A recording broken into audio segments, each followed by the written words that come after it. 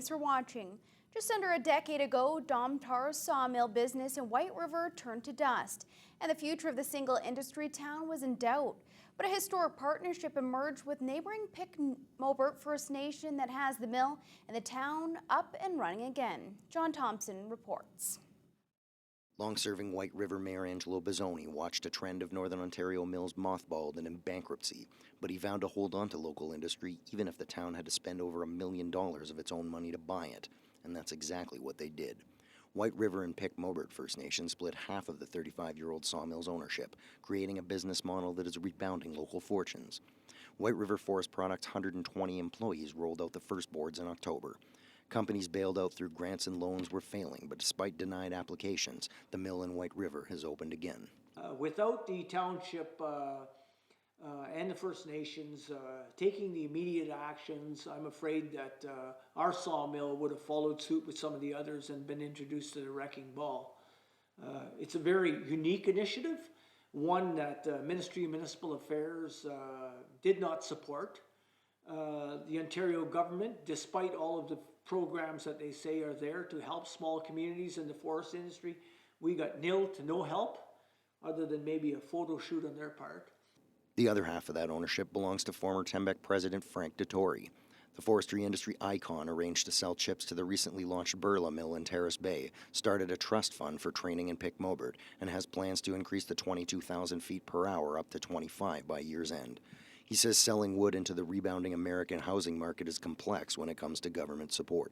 If I was a car manufacturer, okay, I could probably, if I'm going to spend $15 million in this plant, or $20 million, which is probably what we're going to have to spend to really get it up and running efficiently, I'd probably get 10 as a grant or a loan or repayable from the government. As a lumber industry, the government won't do that because they're worried about the mighty U.S. Putting tariffs on the lumber because of the agreement that Mr. Harper signed, which sort of ticks me off. Domtar sold the adjacent 7.5 megawatt biomass generator as part of the deal, but the provincial license is expired and it's not issuing renewals under the Green Energy Plan.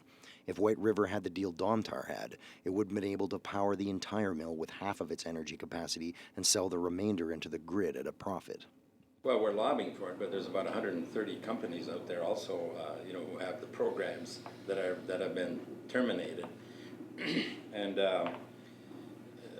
we hope to get an exception for this plan, but that's not an easy thing to get because politically it's tough for the government to say I'll give you and I'm not giving you, so it's going to be a tough to get there.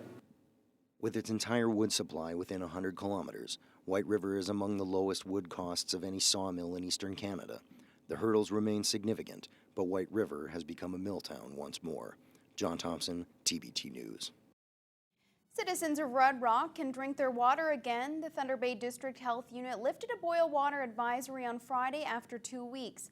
The pipe flowing from the town's water tower froze on March 27th. Well, the Progressive Conservatives in Thunder Bay Superior North held their nomination meeting this past week to confirm that Derek Parks will be their next candidate in the next provincial election. Parks was born and raised in Thunder Bay, and he's been living in Cambridge for the past 2 decades. He and the party feel Northwestern Ontario will be properly represented at Queen's Park because of his knowledge of the area and his experience with local industries.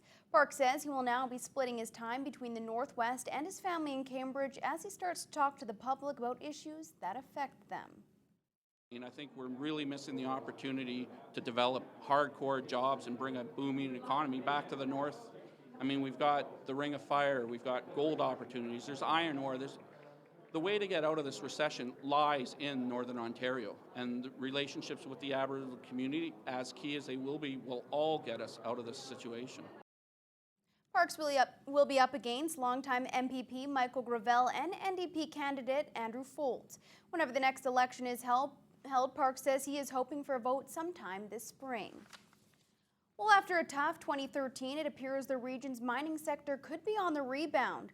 That's the feeling among many industry leaders at this week's Northwestern Ontario Mines and Mineral Symposium. Ryan Benazzo has more in this report. it's been a tough year for the mining sector. It's one of the worst downturns we've seen in a while, 2013 in particular. But Transition Metals CEO Scott McLean is one of many at this week's Northwestern Ontario Mines and Minerals Symposium who's optimistic that the market is on the upswing. Some of those good feelings stem from last month's Prospectors and Developers Convention in Toronto.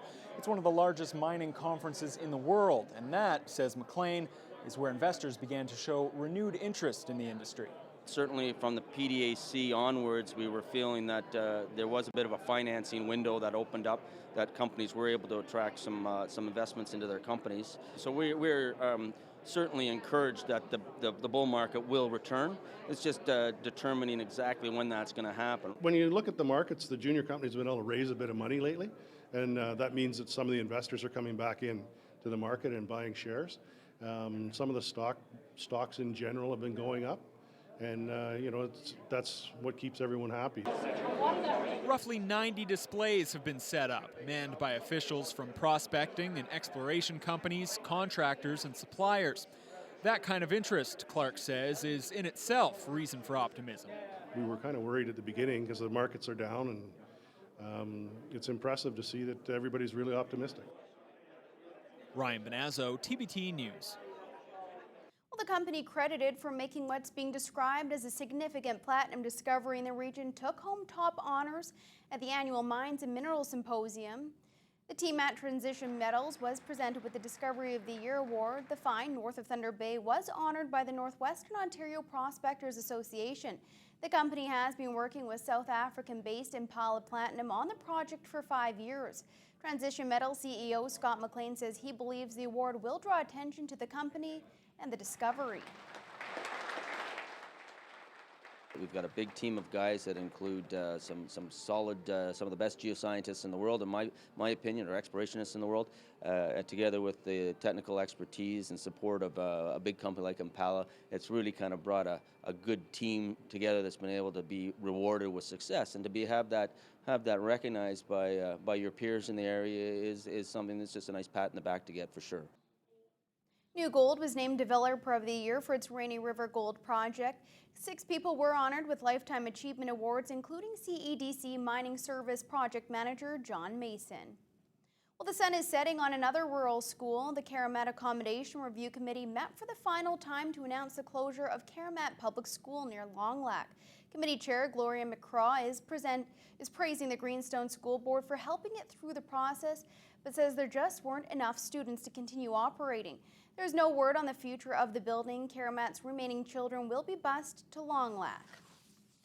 Well, the MPP for Kenora-Rainy River says something needs to be done about the condition of Northern Ontario highways this past winter. Sarah Campbell is attempting to create a select committee to review the province's winter road maintenance contracts. Campbell introduced her motion at Queen's Park on Thursday. She says there's been a loud public outcry from many residents that Ontario highways are not being plowed and sanded fast enough or frequently enough. The Progressive Conservatives are supporting Campbell's motion. MPPs from both parties used the word deplorable to describe the state of the highways and the numerous major accidents this winter. But one issue is the two opposition parties disagree on whether this committee should look into whether the privatization of highway maintenance back in 1999 is to blame for the poor conditions. And we're seeing this case in Ontario where experts working for some of the large contractors in northwestern Ontario have suggested that the decision of contractors to not adequately maintain roads is intentional and that it is a means that they are using to leverage more money out of the provincial government. Contrary to what the member from Kenora-Rainy River said, the current condition of the roads has absolutely nothing to do with privatization. They're going to study 2 things, the contract standards and the service levels. Those are the areas, Speaker, that need to be addressed. Fidelli adds that the PCs have already gotten a motion passed to have the Auditor General look into the problems with the winter highway maintenance. The governing Liberals did not get a chance to weigh in on Campbell's motion as Queen's Park was halted due to the news about Jim Flaherty's death. Well, a former co-manager of the Attawapiskat First Nation has been charged with theft and fraud. The Anishinaabe Police Service says the charges against Clayton Kennedy come in connection with an investigation launched in February of last year. They relate to the period between 2010 and 2012 when Kennedy was in charge of the Attawapiskat Band's finances. Kennedy, who is also the partner of Attawapiskat Chief Teresa Spence, is now the co-manager of a band near Cochrane. He's scheduled to appear in court on the charges at the end of May. Well, 2 weeks after the first local meetings over the proposed Energy East pipeline, the Council of Canadians is mobilizing its supporters to stir up resistance to the project. Around 24 members of the group staged a protest in Thunder Bay on Wednesday. Council of Canadians Chair Maud Barlow says two are opposing the Energy East pipeline landed in Kenora on Monday and Thunder Bay Tuesday night for panel lectures. The council is critical of the plan that would convert a natural gas line to carry crude oil from the oil sands to refineries on the East Coast for export. Barlow says Energy East is the fossil fuel industry's desperate ploy to export as much oil from Alberta as possible before the world turns to alternative energy generation. It's not for Canadian jobs, it's not for Canadian energy, it's not so that we can have a Canadian energy strategy. It is only so the big oil companies, many of them foreign-owned, in the tar sands can ship their oil overseas and get world price. All the risk is to the Canadians along the route and the watersheds along the route. All of the reward is to the big oil companies. Barlow sees potential for Northern Ontario to replicate the popular resistance that has held up Keystone XL and stood in the way of the Northern Gateway pipeline. Well, coming up, the head of Noront Resources says he'd be happy to hear dollars allocated to the Ring of Fire infrastructure any day, any way. That story next.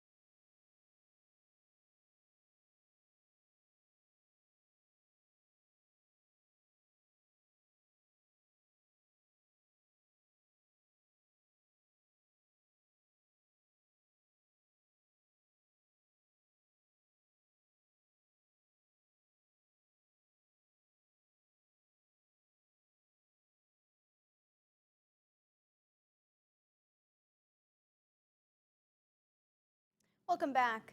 The head of Noront Resources says he'd be happy to hear dollars allocated to the Ring of Fire infrastructure any day, any way. Alan Coutts was reacting to a document that leaked earlier this month outlining the province's pre-budget announcements. The documents include an event slated for April 17th about a financial commitment to road infrastructure. Noront CEO is in Thunder Bay on Thursday for a panel on the Ring of Fire. Coutts says funding would be timely and feels both levels of government need to ante up to build the infrastructure to make great things happen. What we've done is we've informed Minister Gravel's office and also Minister Rickford's office federally about the design of our road and at this point our detailed engineering and the costing that we think is required in order to build the road that we are the proponent of. it's not necessarily guaranteed that this will be the road that'll be first built. We're hoping it is. Coote says at this time, Noront is the only company going through the permitting process for a project in the Ring of Fire. In its feasibility plan, Noront has allocated $10 million a year over 11 years to pay to use the infrastructure. Coote believes the road network could be constructed in a period of 2 years and happen at the same time as the construction of the Noront proposed mine, a mine the company hopes to get to work on this winter. Well, the Northwest's smallest pulp mill is about to face the wrecking ball. Marathon's Pulp former owner Tim Beck announced this week that demolition crews will be on site within the month. Marathon Pulp declared bankruptcy in 2009, laying off 200 employees. A potential deal to sell the property to the Illinois-based Green Investment Group fell through in January when the company was unable to contribute $2 million to clean up environmental damage. Mayor Rick Dumas says the town continues to work with the proponents of the site's rehabilitation. Well, mayors from around Northern Ontario met with provincial officials and Aboriginal leaders in Thunder Bay on Friday to discuss Ontario's Northern Growth Plan. The agenda was highlighted by conversations regarding a multimodal transportation strategy and concerns about the Municipal Property Assessment Corporation.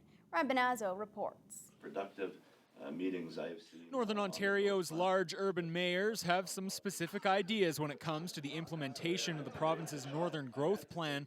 In what several municipal leaders referred to as a productive meeting with provincial ministries, the group discussed the importance of connecting First Nations communities with urban centres, not just for mining, says Thunder Bay Mayor Keith Hobbs, but to ease the burden on regional hospitals as well. If we get that transportation system in there, we'll be able to get proper diets for First Nation people living up in the north, less diabetes, less visits to Thunder Bay Regional Hospital, less code gridlock, less expense to the province.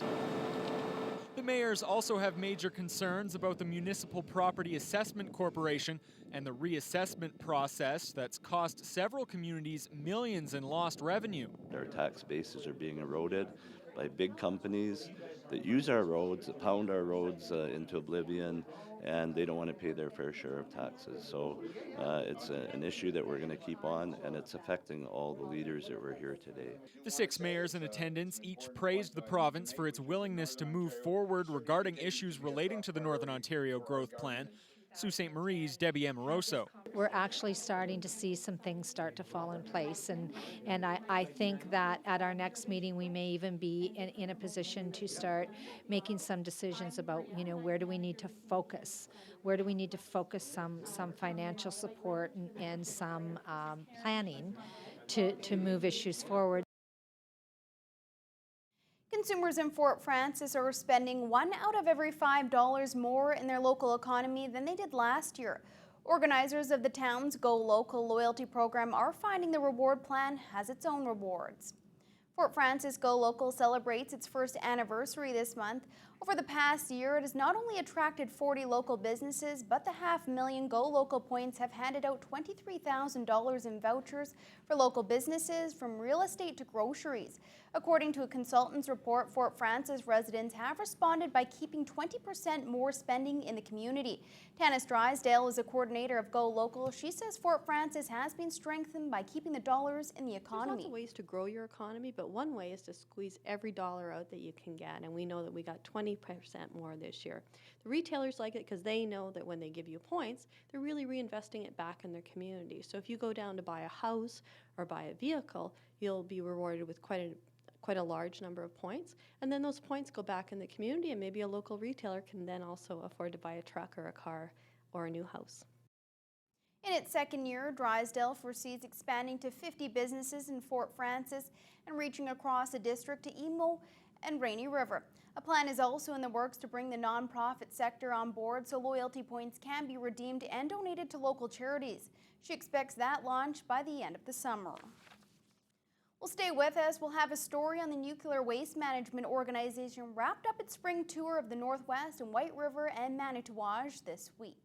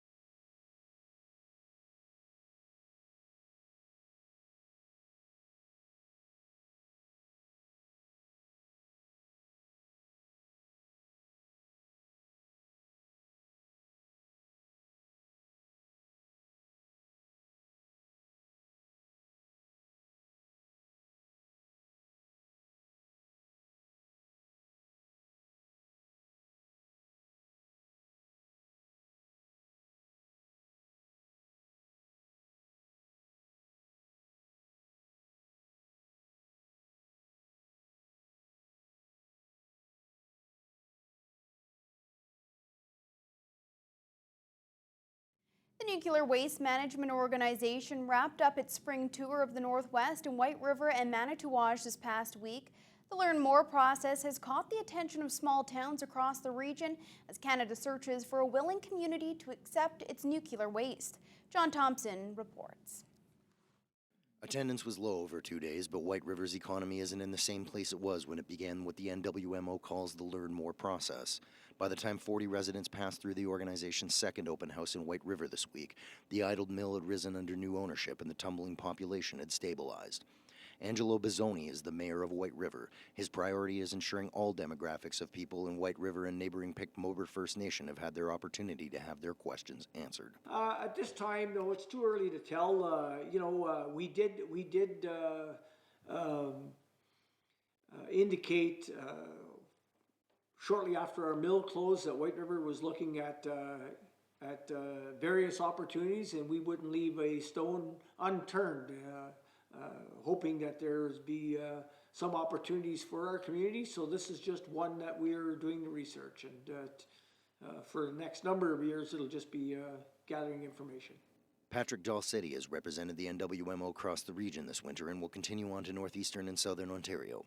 He says the tour of the Northwest has blazed new inroads and sparked up the conversation. Some communities obviously have been in the project a little longer. Scriber and Ignace or Hornpain are a little further in the process, so the base level of understanding is greater. But I think for the most part, people are wanting to continue to learn. Everyone realizes that no one is being asked to make any decisions. It's a Learn More program, and the goal here is to learn to see if the project may be a fit for a particular community or region. Airborne surveys are being conducted in Scriber, Ignace, and Hornpain, where surveyors will walk the land this summer.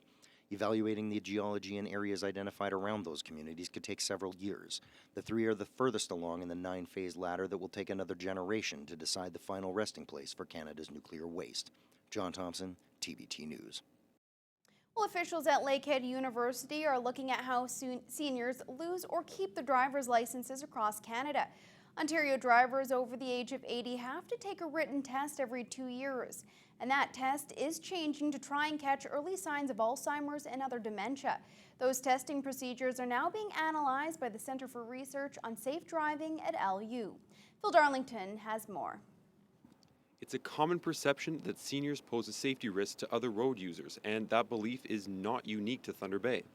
Professor Michel Bedard is the director for the Centre of Research on Safe Driving, and he has used hard data to come to a different view. I'd like to emphasize that we don't really have a senior driver problem, and then looking at the methodology that was used to develop the test to screen those older drivers, and whether it's appropriate and how we should go about it in the future. These reviews are important because for many people in attendance here and on the roads, the concern over senior drivers seems to be growing. We're an aging population, so it's becoming more of an actual issue that people are starting to think about personally.